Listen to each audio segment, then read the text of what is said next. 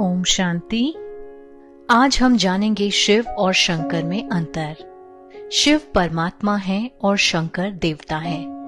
इसलिए कहा भी जाता है ब्रह्मा देवताय नमः, विष्णु देवताय नमः, शंकर देवताय नमः और शिव परमात्माय नमः।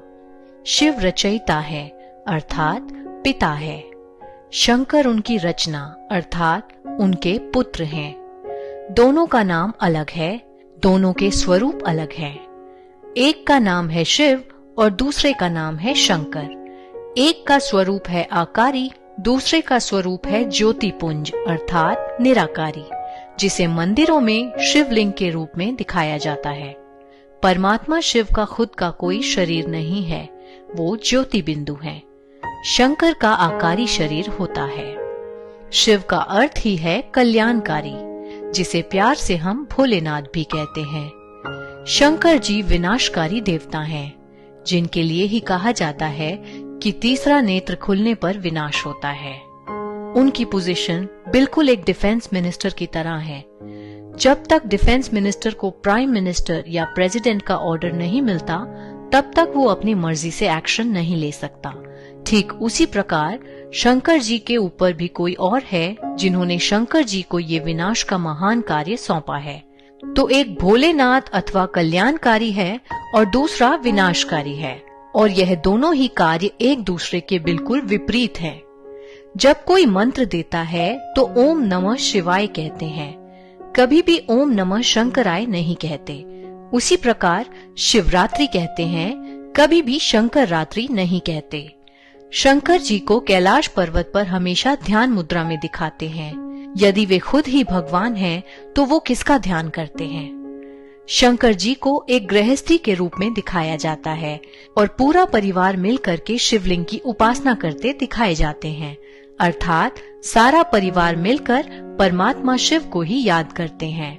इसके अलावा सभी देवी देवताओं का जन्म दिखाया गया है, जबकि ब्रह्मा, विष्णु और शंकर की उत्पत्ति दिखाते हैं प्रकाश से। तो क्या है ये प्रकाश?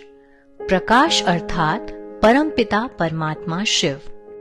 भारत में चारों दिशाओं में 12 ज्योतिर्लिंगम दिखाए जाते हैं। उत्तर में अमरनाथ, दक्षिण में रामेश्वरम, पूर्व में काशी विश्वनाथ और पश्चिम में सोमनाथ। और इन सभी जगहों पर केवल और केवल शिवलिंग की स्थापना ही की गई है। यहाँ शंकर की मूर्ति कहीं भी नहीं है।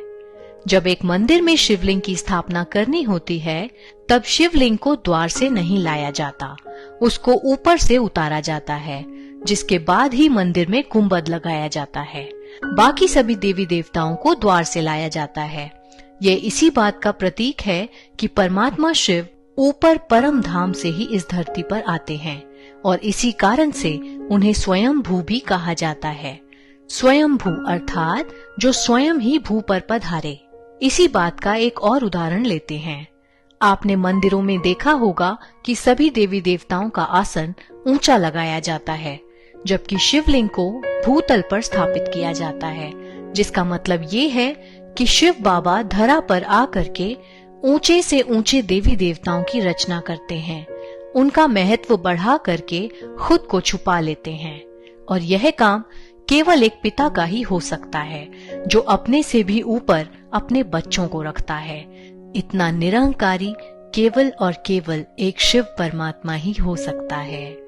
आशा करते हैं आपको शिव और शंकर का अंतर बखूबी समझ में आया होगा।